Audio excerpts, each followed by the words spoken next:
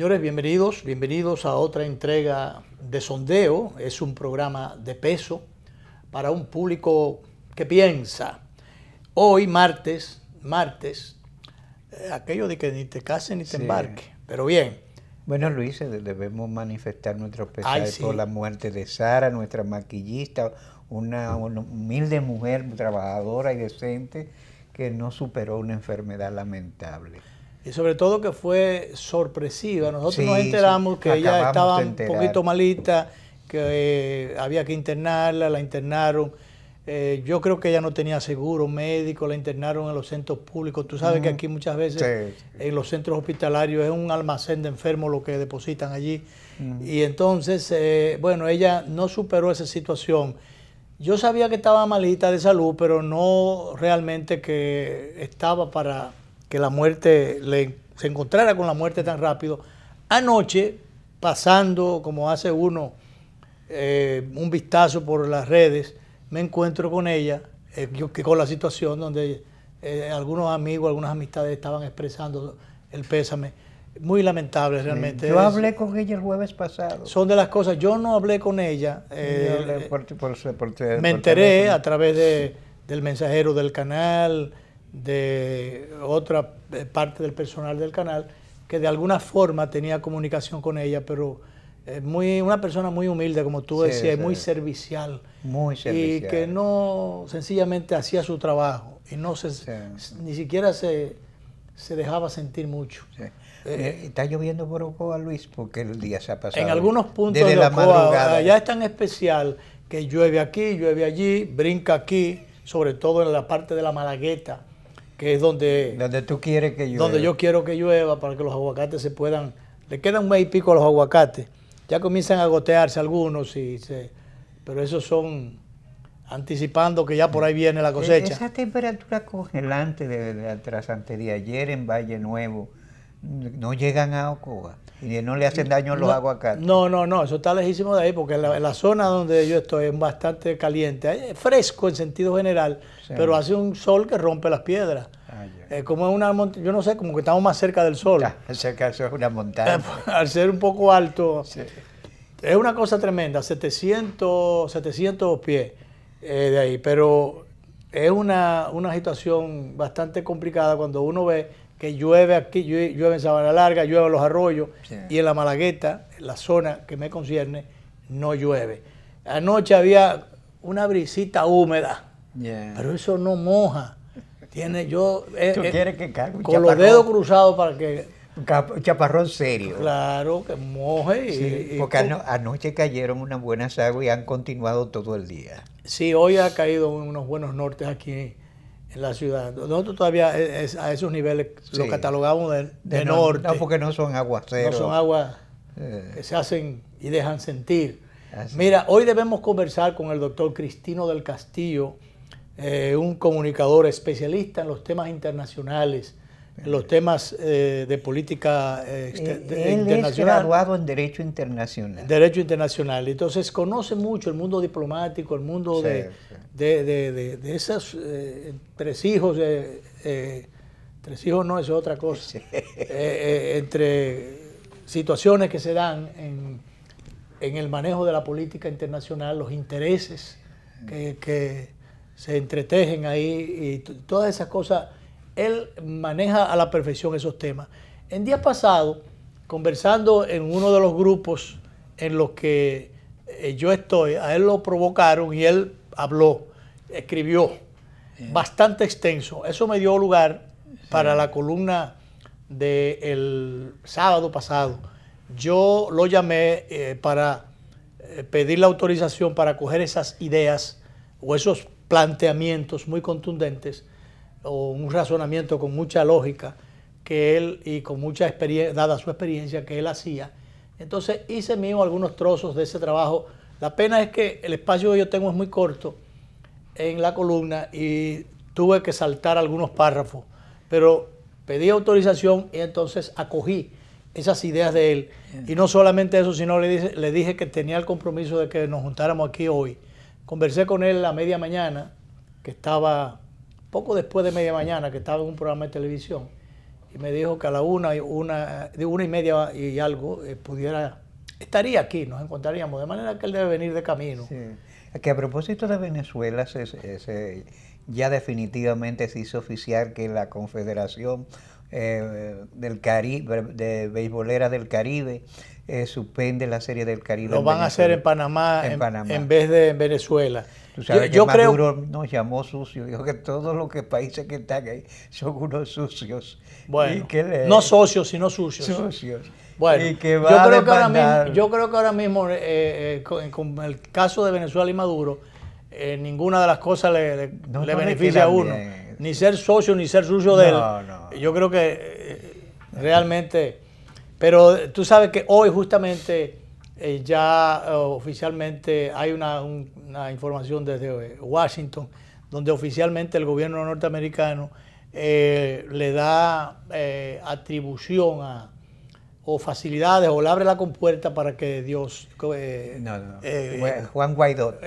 Juan Guaidó, lo iba a confundir con Diosdado Cabello. Diosdado Cabello, para que pueda manejar los fondos internacionales los fondos que las autoridades federales han retenido debido a una sanción que le aplicaron a Venezuela. Claro. Yo no sé cómo va a manejarse la parte burocrática, pero lo cierto es que por lo menos tiene la autorización y tiene ya liberados los fondos para que él pueda manejarlo, él, no el gobierno de Maduro. También hay el anuncio de unos, son 20 millones o cuántos millones que le ofrecieron también como ayuda, 20 millones para un fondo de asistencia. Un fondo de asistencia al presidente, el declarado o autoproclamado presidente interino de Venezuela, que yo no sé hasta dónde eso se va a dar o eso va a poder cuajar, porque aun cuando realmente la asamblea, a falta del presidente, pero el presidente no faltó, o hay ilegitimidades, o habrá... Bueno, hay interpretaciones, porque Luis, si tú dices, entre la Constitución dice que si físicamente o mentalmente, y bueno, si tú oyes a Maduro hablando con pajaritos y diciendo que hay 5 puntos cardinales... Bueno, pero esa es otra cosa, el asunto es que está ahí. Acuérdate que a Alá Bucarán lo destituyeron por insanidad mental. Sí, bueno, pero él está ahí. Bueno, en el caso de Adán Bucarán, bailaba en los frentes de alguna orquesta y cosas. Maduro se pone a jalar una de las funcionarias que esté más cerca. Bailar salsa. Y baila salsa. Que él tiene un programa de salsa los domingos. ¿Tiene un programa de salsa? Sí. Incluso, o sea, copiando a Chávez, a los presidentes, entonces él tiene un programa de salsa. Incluso el salsólogo nuestro, Eugenio Pérez, fue a asesorarlo en materia, porque Eugenio es una autoridad en materia de salsa. Sí, una autoridad en esa materia. Pero de todas maneras, hay ilegitimidades e ilegitimidades. El presidente Leonel Fernández, que sabemos que estuvo mediando en búsqueda de que progresara un diálogo, un intento de diálogo que se llevó a cabo. Evitando una salida sangrienta. Que es lo buscando una salida a través del diálogo a la crisis de Venezuela. Estaba el expresidente Zapatero habían tres presidentes. No recuerdo cuál era el tercero, que estaban en eso. Ese diálogo no funcionó, buscaron la forma de trasladar ese diálogo aquí a República Dominicana. Hubo unos cuantos días perdiendo el tiempo en los salones de Cancillería.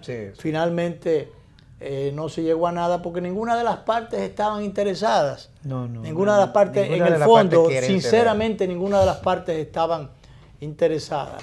Allí se perdió la oportunidad de que se llegara a algún tipo de acuerdo, por ejemplo, que se acogieran algunas de los planteamientos que hacía la oposición, que dice el doctor Cristino del Castillo, nuestro invitado del día de hoy, justamente que ahí Maduro perdió una oportunidad porque no eran descabelladas algunas de las demandas de la oposición.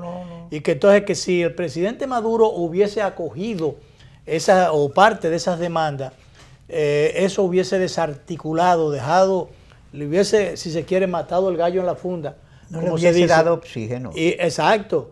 Y entonces hubiese desarmado a la oposición, que se hubiese virtualmente desacreditado por sí misma. Pero no lo acogió, no lo hizo, y finalmente el diálogo se cayó. Dice ahora el presidente Leonel Fernández que realmente que es ilegítimo el gobierno de Guaidó porque realmente no fue escogido. No fue escogido. No directamente. Directamente. No. Además, él se juramentó, levantó la mano y se juramentó frente a la Constitución, pero no frente a ninguna otra autoridad. Me dirán que la Constitución tiene más autoridad que cualquier persona, pero bueno, yo creo que hay algunas formas que de todas maneras hay que llenarlas.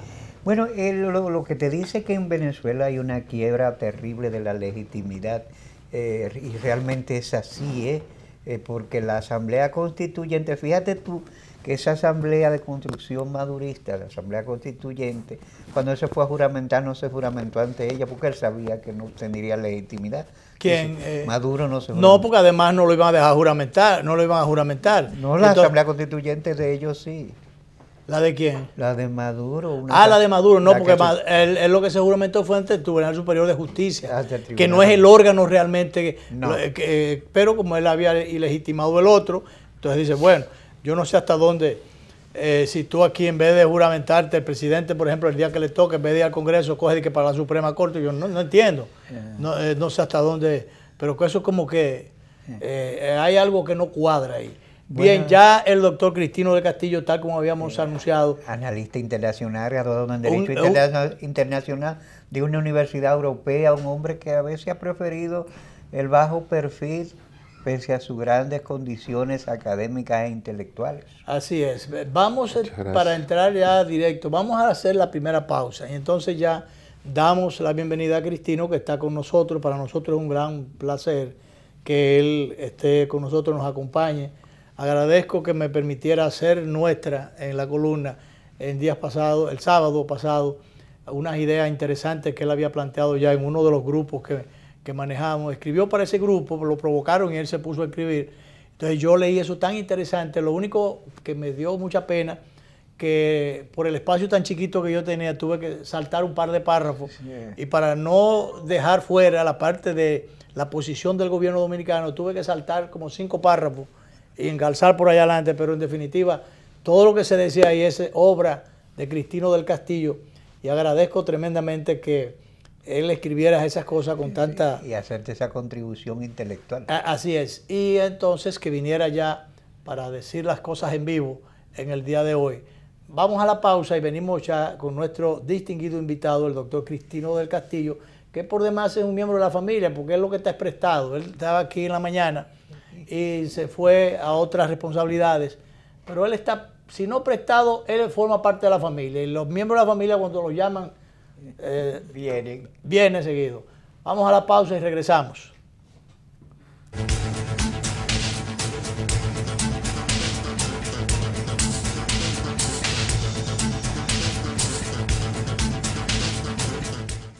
Me encantó la experiencia. Hasta yo, que hago todo digital, quedé impresionado con las mesas interactivas, los cajeros automáticos touch y hasta vi una charla de tendencias tecnológicas en un video wall súper moderno.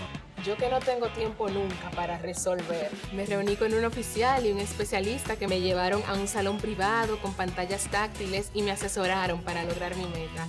Esta es mi primera visita de muchas. Ven a vivir la experiencia de la banca del futuro.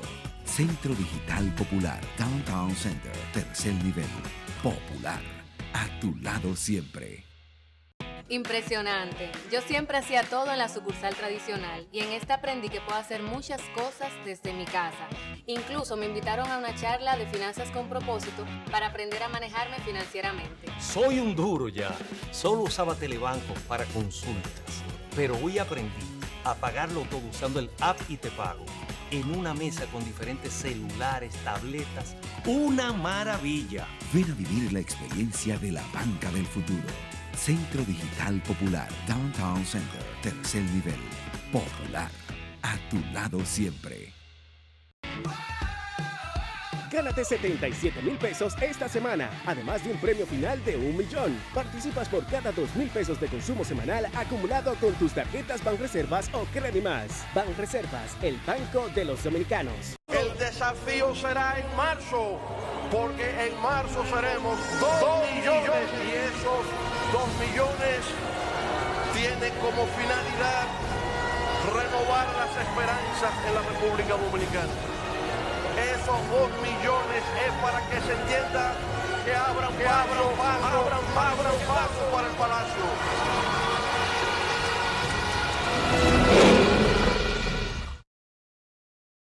¿En qué gastamos los dominicanos?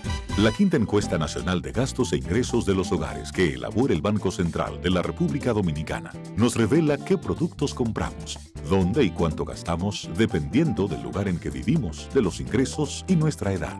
Esta encuesta es muy importante, ya que con esta información podemos actualizar el costo de la canasta familiar dominicana, que permite establecer nuestras condiciones reales de vida. Durante el 2018, los encuestadores del Banco Central, debidamente identificados y cuya identidad podrás verificar entrando en la página web del Banco Central, estarán visitando distintos hogares a lo largo de todo el país. Si tu casa resulta seleccionada para esta encuesta, nuestro personal estará recolectando la información necesaria. Es fundamental que participes respondiendo de la forma más completa y honesta posible, para mejorar tu calidad de vida y alcanzar un mejor futuro. Contamos con tu apoyo. Banco Central de la República Dominicana, por la estabilidad y el crecimiento, con la participación de la Oficina Nacional de Estadística, ONE.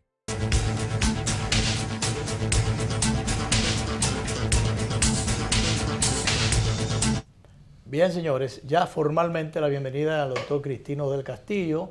Está planteado el tema, nosotros estuvimos como comodines aquí tratando de dar oportunidad que Cristino estuviera con nosotros, que un taponcito por ahí lo había retrasado.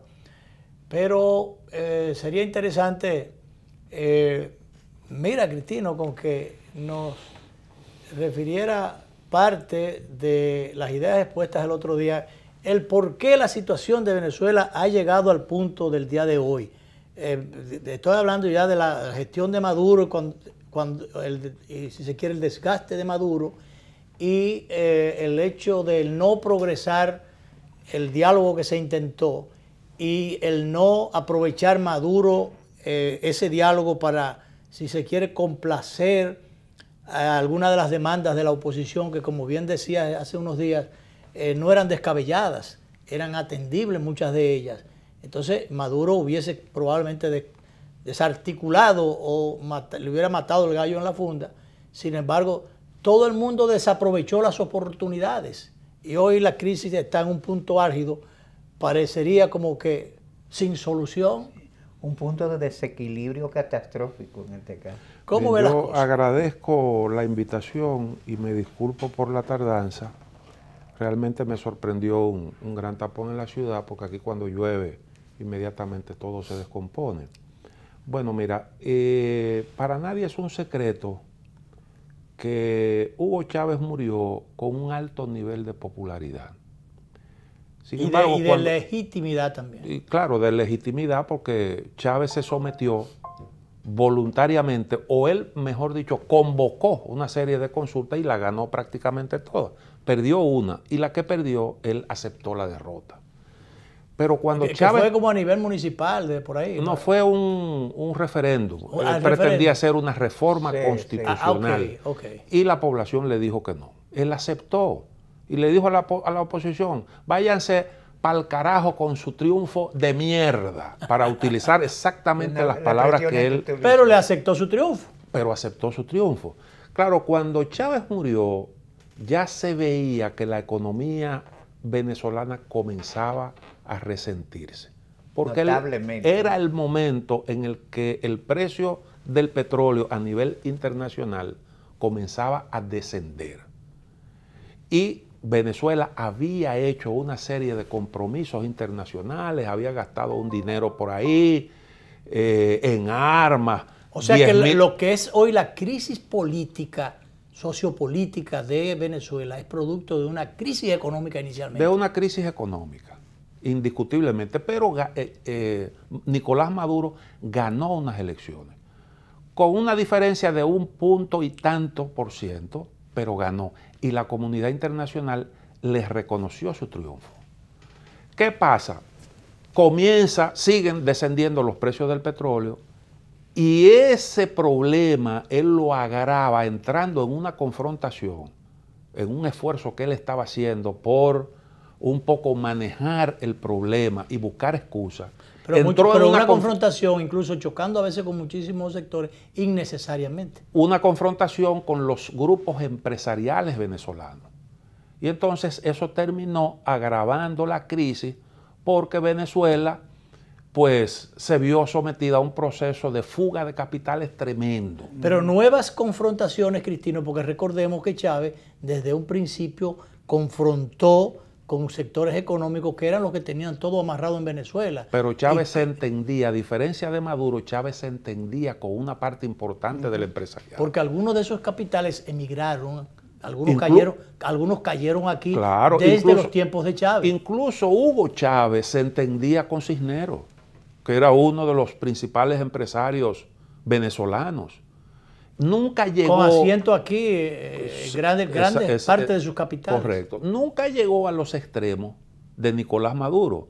Bueno, y por eso la economía terminó yéndose a pique. En esas circunstancias... En el caso de Nicolás Maduro, el mayor enfrentamiento fue con el conglomerado de Empresa Polar, que ellos incluso le demostraron que si él no le daba la posibilidad de que ellos accedieran a materia prima, ellos no podían procesar algo. Exactamente. Bueno, en ese proceso la oposición venezolana gana las elecciones de medio término y la ganaron aplastantemente. Sí. Entendieron que era el momento para salir de Maduro y trataron de precipitar las cosas. Sí, porque yo lo que tenían que hacer era ganar espacio, conformarse con el espacio ganado y presionar por nuevos espacios, pero no pretender anular a Maduro sencillamente. Cometieron el error incluso de tratar de declarar desierta la presidencia de la República, aprovechando un viaje que hizo Nicolás Maduro al exterior. Yo creo que eso fue una torpeza. Incluso Felipe González, cuando se produjo el triunfo de la oposición, todavía no se había instalado la nueva Asamblea Nacional, le recomendó Felipe González, que era un hombre antichavista, que asumió posiciones activas en contra del gobierno de Nicolás Maduro, le aconsejó a la oposición no cometer el error precisamente de tratar de desconocer al gobierno, de seguírsela jugando ahí, porque realmente el gobierno iba a tener poco margen de maniobra para manejar la situación tan difícil que tenía. Y entonces, bueno, pues Maduro aprovechó esa coyuntura, convocó una Asamblea Nacional Constituyente, como un mecanismo para sustituir al Parlamento legítimo. Quiso invalidar. Y buscó fórmulas legales para... Una asamblea paralela. O cuasi legales, exacto, Sí, para... más bien cuasi legales. Cuasi legales, sí. Porque en realidad en Venezuela todo el mundo se salió de los cánones legales y constitucionales. Esa es la verdad. Gobierno y oposición.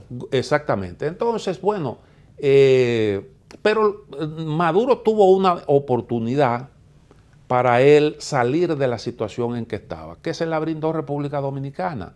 No con porque la posición de República Dominicana era la de conseguir una salida negociada. La oposición quería celebrar elecciones con garantía. Inclusive a pesar de la posición ya de rechazo al gobierno de Maduro, todavía sigue, aunque sea tangencialmente, manteniendo a República Dominicana esa posición de diálogo y de celebración de nuevas elecciones. Sí, porque esa ha sido la posición de República Dominicana. Nosotros fuimos víctimas de varias intervenciones y a nosotros no nos luce estar propiciando intervenciones en otros países. Además, siempre hemos tenido buenas relaciones con Venezuela y entendíamos que era lo correcto buscar una salida aceptable por todos, que evitara una catástrofe, que evitara una intervención, que evitara una guerra civil.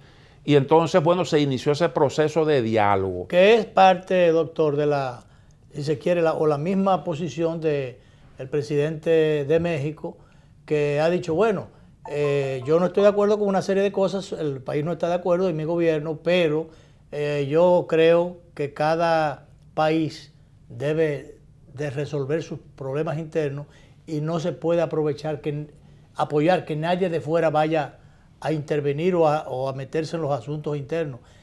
Se le ha criticado al presidente mexicano en alguna medida, otros en gran medida, la posición, bueno, pero esa es la posición de México y tiene sentido. Pero hay que recordar que México sentó cátedra, creó doctrina en el derecho internacional cuando en 1930 con la doctrina Estrada. Ustedes recordarán que en esos momentos, cada vez que surgía un gobierno, tenía entonces que procurarse, agenciarse reconocimiento internacional. México, después de su revolución, pues tuvo muchísimos problemas porque no reconocían al gobierno que salió de ahí. Después que se aprobó la Constitución de 1917, que lesionaba intereses norteamericanos en territorio mexicano, incluso se le negó participar en la fundación de la Sociedad de Naciones. Ustedes recordarán ese episodio. No porque lo vivieran, porque no, sino porque por estudio. Entonces, pues, a raíz de eso, México expuso la posición de que en lo adelante no se pronunciaría ni a favor ni en contra del reconocimiento de los gobiernos que surgieran, que se limitaría simple y llanamente a mantener o retirar su representación diplomática. A eso se le llamó doctrina Estrada. O sea, una política ya en ese momento en el continente estaba de moda la llamada diplomacia de las cañoneras, tanto por Estados Unidos como por potencias europeas. Exactamente. Y de alguna forma México contribuyó a que el principio de la no injerencia, de la no intervención, de la legalidad internacional, de la legalidad, se consolidara como un principio del derecho internacional público.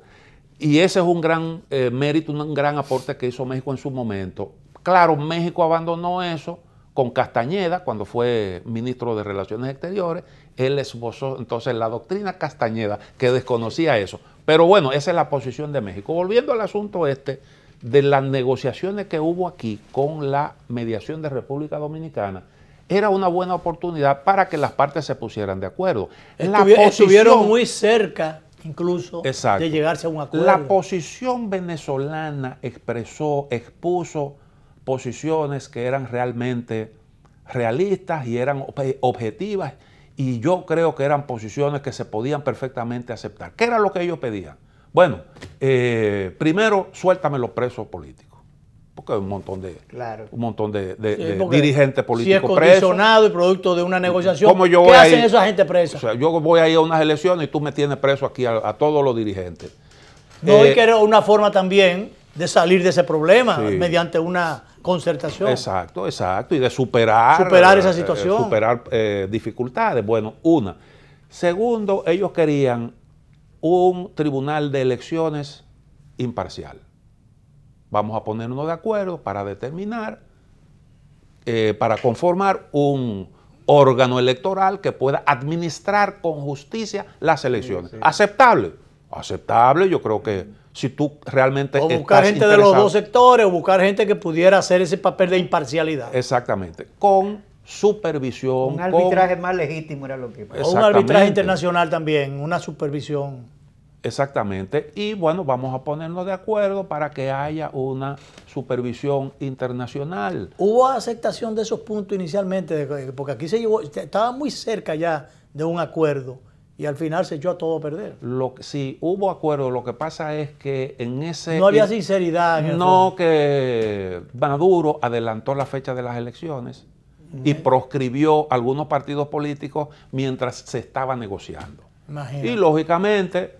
En esas condiciones no se podía seguir el diálogo. No se podía. Pero además de eso, habían sectores de la propia oposición que estaban torpedeando el diálogo. Eso también era un elemento de presión para los que estaban negociando. ¿Por qué? ¿Por qué que la oposición se maneja así generalmente, con esa incapacidad de de nucleación, si se quiere. Bueno, tú nada más tienes que mirar lo que ha sido la historia de República Dominicana. Eso no, no es exclusivo. Yo estaba hablando de Venezuela, pero estaba pensando en los protagonistas. Eso no es exclusivo de República Dominicana. Sí. Ese es uno de los problemas que afectan realmente la sociedad política en prácticamente todos los países. El problema de la lucha por la hegemonía, y eso afectó el proceso venezolano. Recuerda que hay una serie de partidos políticos en Venezuela, un montón de organizaciones políticas, se creó la Mesa de la Unidad Democrática, pero lo menos que se ha hecho es buscar la unidad. Pero muy traumático. En ese momento había una división porque había un grupo muy radicalizado. Ahí estaba el grupo de Leopoldo López y esa gente que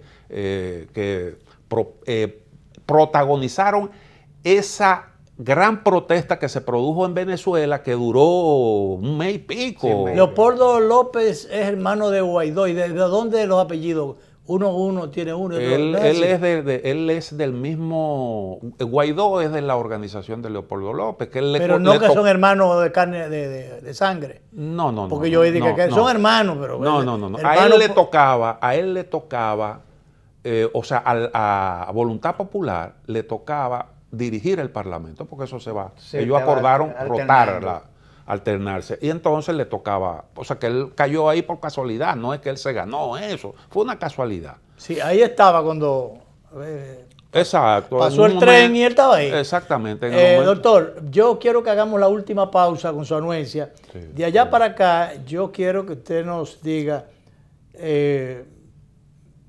sin que sea uno adivino o pretenda yo que usted lo sea, pero ¿cómo usted cree que van a desarrollarse los acontecimientos de aquí en adelante? ¿O qué tanto va el proclamado presidente interino, el señor Guaidó, poder manejar la parte de poder que tiene en sus manos y la parte que se le ha querido legitimar? Por ejemplo, el manejo de los recursos, que en el día de hoy ya oficializó Washington que los recursos internacionales que estaban bloqueados sean manejados por el presidente de la Asamblea, hasta dónde, y otros recursos más, hasta dónde realmente esto puede ser el principio del fin de una solución o de un desenlace más bien de la situación venezolana, y hasta dónde realmente el proclamado presidente interino va a poder cristalizar, va a poder ejercer real y efectivamente el gobierno. Esto es, mientras tanto, es una especie de tente ahí en lo que se averigua el caso. Yo quisiera ver, la situación sigue siendo difícil, pero bueno, vamos a ver. Vamos a la pausa, volvemos con el doctor Cristino del Castillo, especialista en el tema internacional, que es nuestro distinguido invitado de hoy.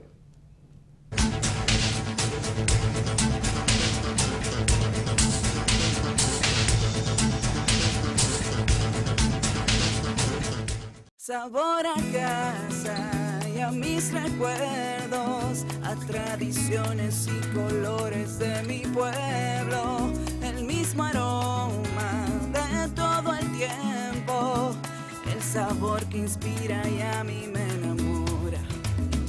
El sabor de mi pueblo ese que siempre llevo dentro junto a todos mis recuerdos, porque la buena amistad sabe a café. El aroma que inspira, el sabor de todo un pueblo que despierta con aroma, que inspira y enamora. El sabor de todo un pueblo que despierta con aroma, que inspira y enamora como el mejor café. Café Santo Domingo, sabor que empieza en el aroma. Tu café de siempre.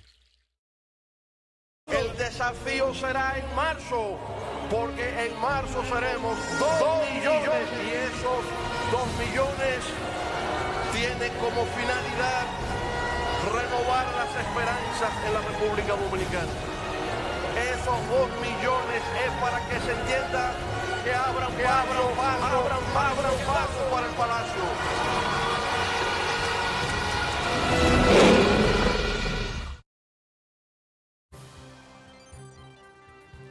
el campo vuelve a resplandecer y contribuye a garantizar la seguridad alimentaria del pueblo dominicano. Con la capitalización del Banco Agrícola hemos logrado impulsar la producción agrícola nacional, facilitando préstamos con tasas de intereses de hasta un 8% para el sector agrícola y un 6% para los ganaderos. Esto sumado a 55.249 pólizas de seguro agropecuario para que los agricultores estén protegidos frente a los riesgos climáticos. Gobierno de la República Dominicana. Aquí hay futuro.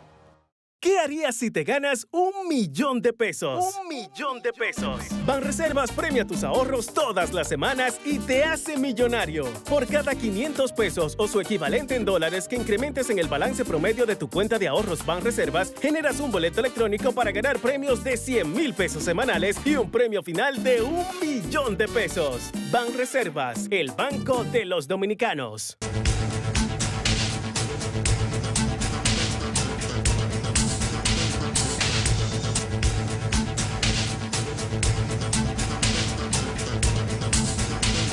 Bueno, seguimos el tema internacional, el tema de Venezuela, que está al rojo vivo y no se sabe por dónde es que eso va finalmente a tener un desenlace. Cuando íbamos a la pausa planteamos al doctor Cristino del Castillo, nuestro invitado, hasta dónde realmente un gobierno instalado con el respaldo de la Guardia y de otros sectores importantes, porque Maduro también tiene todavía su respaldo, y un gobierno autoproclamado de transición que tiene el respaldo de importantes sectores de la comunidad internacional, incluyendo Estados Unidos, y además el apoyo con cuarto. Yo no sé si hay la logística, si hay la burocracia, él va a poder manejar esos cuartos, pero le han ofrecido $20 millones para asistencia a Estados Unidos y además otros fondos que le han sido bloqueados. Han liberado fondos que eran de PDVSA. Pero hay otros fondos más que le han ofrecido, o sea, y el apoyo de parte de la comunidad internacional. Que él debe ser cuidadoso porque, por ejemplo, aceptando los fondos de los 20 millones de norteamericanos puede deslegitimarse lo poco que tiene. Sí, hay muchas situaciones ahí que son delicadas. Sí. Son delicadas y yo creo que realmente el futuro de Venezuela depende. Hay un malestar, porque indiscutiblemente... Director, ponga al invitado, que es el que está hablando. Indiscutiblemente el gobierno venezolano, pues, está manejando una situación muy explosiva. Sí. Muy explosiva. Con decirte que la inflación en Venezuela sobrepasa el 1.000.000%. Una cosa que yo no, como que se me hace muy difícil uno asimilar bien eso y imaginárselo en la práctica cómo... Que por eso los días pasados, cuando Maduro hace un incremento en los salarios, yo dije que eso era una locura. Claro. Porque realmente que lo que van a... Eso 2 días después se queda sin... Sal y agua. Sí, exactamente, se convierte en sal y agua. Y en esas condiciones, pues lógicamente él tiene mucha gente que le adversa, porque lo responsabilizan a él por lo que está ocurriendo. Por eso yo digo que fue una locura escoger el camino que él escogió, porque después de eso, ¿qué es lo que ha ocurrido? Se ha profundizado la situación económica y miles, millones de venezolanos han tenido que abandonar el territorio de su país, lo cual es realmente una verdadera desgracia. Yo veo aquí venezolanos, muchachitas venezolanas, que andan por ahí haciendo cualquier cosita para sobrevivir. Eso es casi... Y muchas de ellas o de ellos para sobrevivir, pero haciendo un gran esfuerzo para no prostituirse. Exactamente. Que yo la veo con mucha admiración porque veo una muchachita por ahí vendiendo unos caramelitos, que es para no pedir, para mantener un poco de dignidad. Yo lo digo para no pedir y para no prostituirse. Exacto. Y entonces, llamándola, si se quiere, o a motivar ¿cómo diría yo? La clemencia o la sensibilidad, si se quiere, de los que tengan un poquito. Yo recuerdo un día en la Abraham Lincoln, veo una jovencita que estaba vendiendo unas galletas. No recuerdo si eran 50 pesos, qué sé yo, cómo era. Y entonces yo ¿cómo tanto? Entonces toma, me va a dar la galleta, véndesela a otro, porque qué sé yo, uno sabe que ¿qué puede dejarle de beneficio a un paquetico de galletas? Entonces, pero... Claro. Bueno, pues el sostén de Maduro... La hambruna que hay en ese pueblo, porque... Increíble. Claro, todavía el gobierno tiene cierto margen de maniobra. Hay por ahí unos sectores... El gobierno tiene cierto margen de maniobra, pero ¿y la población qué margen tiene de maniobra? Mira, si Maduro estuviera consciente de tener una base de sustentación más o menos amplia que le permitiera ganar unas elecciones, yo creo que él hace tiempo que se hubiera transado. Es que no es muy fácil tú ganar unas elecciones en las condiciones en que está Venezuela. Pero entonces que se vaya Maduro. Entonces, bueno, ese es el problema, ese es el asunto. Si no puede sostenerse eso. Ese es el asunto. Claro que tampoco han ayudado. Yo creo que lo que hizo Guaidó fue algo muy mal manejado. Fue correcto lo que él hizo. Porque incluso donde se juramentó, levantó la mano frente a la Constitución, pero no frente a ninguna autoridad legítima. No, que ni siquiera se llenaron los procedimientos. Porque protocolo, no. Exacto. En Brasil destituyeron a Dilma.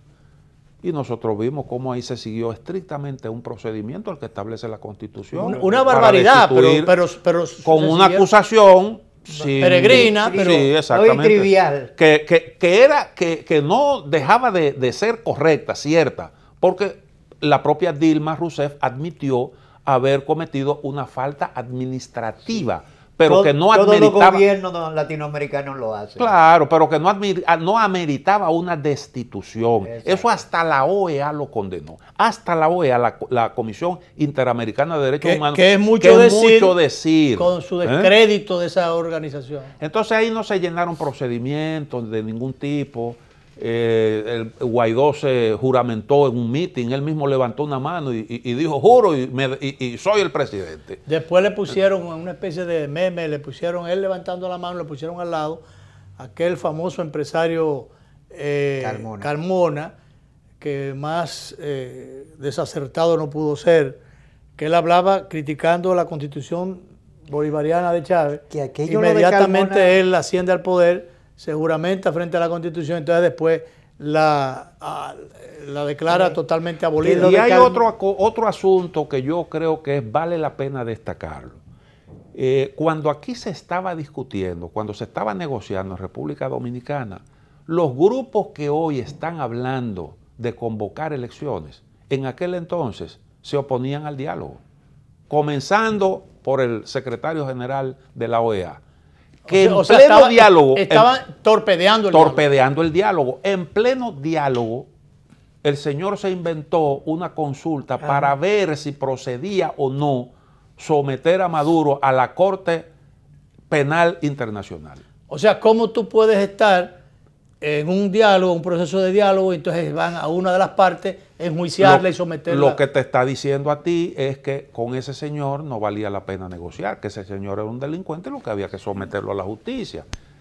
En un momento en el que había esa posibilidad. Entonces el diálogo no podía progresar. Y el propio Estados Unidos indirectamente tampoco era partidario, porque se entendía que la oposición estaba dividida, que si iba a las elecciones se podía legitimar Maduro, y entonces esos sectores no eran partidarios de que hubiera aquí un entendimiento. Entonces por eso es que yo digo, ahí, bueno, pues son muchos los que tienen la culpa de lo que hoy está pasando. ¿Qué va a ocurrir? Bueno, antes de qué va a ocurrir, ¿debió República Dominicana meterse en ese diálogo habida cuenta de tantas posibilidades de fracaso que había? Sí, no, yo creo que fue correcta la posición. El esfuerzo valía la pena. Sí. Siempre hacer el esfuerzo por lograr un entendimiento por la vía negociada, siempre es un esfuerzo positivo. Sobre todo que esa ha sido práctica y política de República Dominicana. Bueno, lo que se está planteando hoy, que lo sugieren países como México, como Uruguay y otros sectores, la Unión Europea lo que está pidiendo es eso, que convoquen elecciones. El Papa lo que está pidiendo es que haya una solución justa,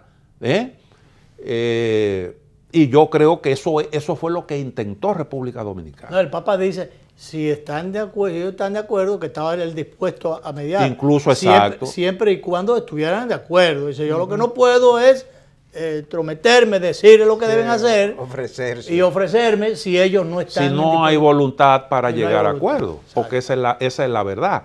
A veces la cierta flexibilidad o propuestas de diálogo están al servicio del no entendimiento. Eso es de la boca para afuera. ¿Entiendes? Y entonces uno también tiene que tener cuidado para no dejarse poner de mojiganga. Yo creo que República Dominicana lo intentó y fue bueno.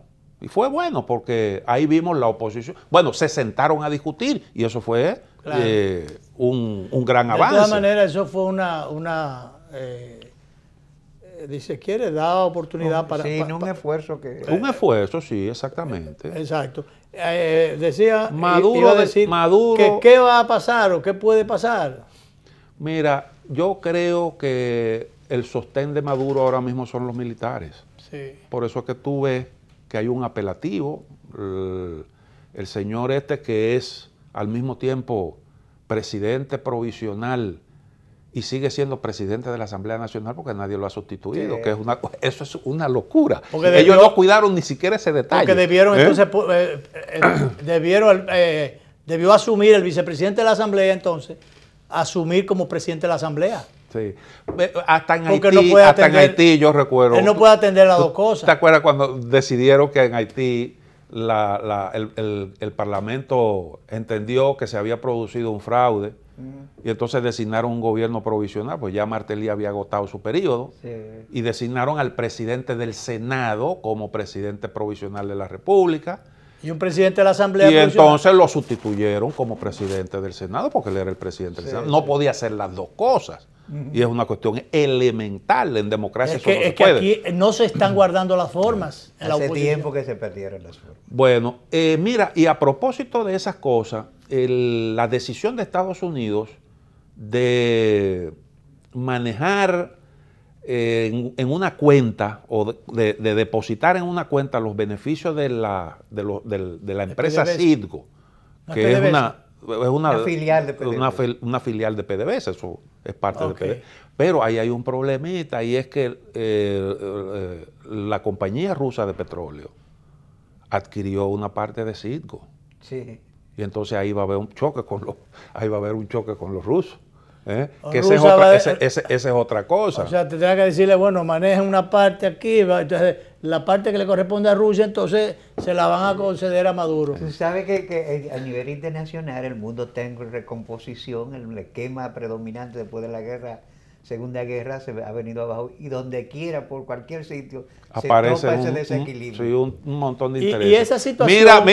Mira aquí, por ejemplo, aquí hay la refinería dominicana de petróleo. Sí. La mitad es de Venezuela.Nosotros reconocimos el gobierno de Guaidó. Y si Guaidó dice, mira, lo que me toca a mí de la refinería, deposítamelo aquí.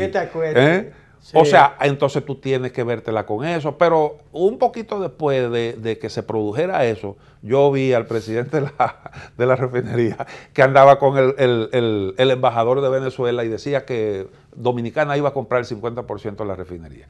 O sea, ¿a quién se la va a comprar? ¿Cuál de los dos gobiernos? ¿A quién le vas a pagar? Porque incluso te expones. ¿A quién le va a pagar? Te expones a que te digan a ti, unos cuartos y después lo reclame otro. Pero tú no le has pagado al gobierno. No le has pagado a nadie porque tú no le pagaste al que no era. Sí, entonces con esas cosas hay que ser realmente cuidadoso. Yo creo que, reitero, que el soporte del gobierno de Maduro son los militares. Y doctor, y el hecho de que haya una división del respaldo de la comunidad internacional, e inclusive el hecho también de que mientras Estados Unidos como potencia está en contra de Maduro, pero resulta que China y otros bloques importantes de la política internacional o de la economía internacional estén respaldando a Maduro, ¿hasta dónde eso realmente le da fragilidad al tema, para no decir que respaldo a uno? Porque por un lado respaldan a uno, pero por el otro al otro. Entonces como que eso está complicado. Esos apoyos cuentan. Porque para tú, por ejemplo... Cuentan, pero dificultan las cosas porque es que hay dos apoyos importantes, uno a uno y otro al otro. Sí, sí, sí. No estamos hablando de que, porque está China y está la Unión Europea, que está, ¿cuáles más que están detrás de Maduro? De Maduro. Rusia, Irán, China, o sea, y hay países latinoamericanos, hay otros que se han abstenido. Pero sobre todo Rusia y China. Exactamente. Además de Irán, que por ahí hay petróleo. Apoyo fundamental. Y lo de México es importante, que es el segundo país más grande de la región latinoamericana. Ese es un apoyo bueno. Pero lo de México es neutral, más bien. Pero han reconocido a Maduro. Sí, han reconocido a Maduro. Y pesa a la hora, o sea, son factores que tú tienes que conjugar cuando tú abres la posibilidad de acciones ya extradiplomáticas. Sí, que si tú recurres a esas cosas, ya no solo tú vas contra Maduro, sino que vas en contra de esos otros intereses. Ahora yo creo... Una nota dice que el apoyo militar que tiene Maduro, acuérdate de aquella frase del famoso canciller francés que le dijo a Napoleón, Cires, hablando del poder militar, con las bayonetas se puede hacer muchas cosas, menos sentarse en ellas. Eso es así, es correcto. Bueno, va a depender de un montón de factores.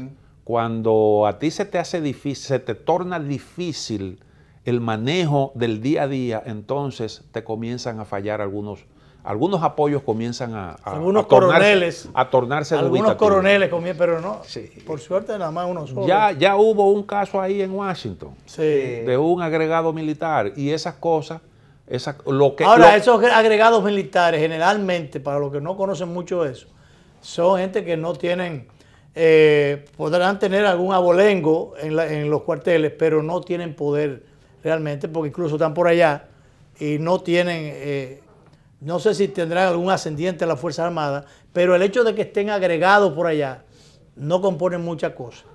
Ahora Maduro le ha dado un buen tratamiento a los militares y eso, sobre todo a los altos mandos. La ración ahí se ha mantenido y eso es importante. Doctor, un punto que no quiero que se quede, porque es muy... Ya al final. Guarda relación con lo nuestro.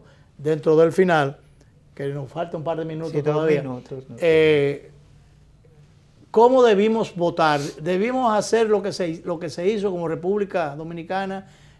Siempre se votaba, se abstenía República Dominicana, entonces ni para allá ni para acá, pero ahora no, ahora hubo un apoyo, un voto en contra de Maduro realmente. Usted planteaba que usted hubiera preferido que no hubiésemos abstenido. Personalmente yo creo que una posición digna era la abstención. Ahora tampoco yo culpo al gobierno dominicano. La geopolítica, doctor. Por la decisión que tomó, porque déjame decirte que tú te expones y tú tienes que enfrentar muchas malquerencias cuando en momentos así como esos tú adoptas una decisión. Entonces yo comprendo al gobierno dominicano. El equilibrio frente a las relaciones con China. Fíjate que la posición del gobierno dominicano tiene una contraparte. Por un lado, desconoce el gobierno de Maduro, pero por el otro, exige una solución negociada, una solución con la participación de todos los sectores. Eso quiere decir, eso equivale que se diferencia a la no injerencia de la posición que tienen otras naciones. Con eso coincide con la posición de México y de otras. Y del Papa. Bueno, nos vamos. Nos dicen que tenemos que irnos y nosotros somos obedientes al tiempo. Gracias, doctor, por acompañarnos esta tarde. No, a ustedes por invitarme.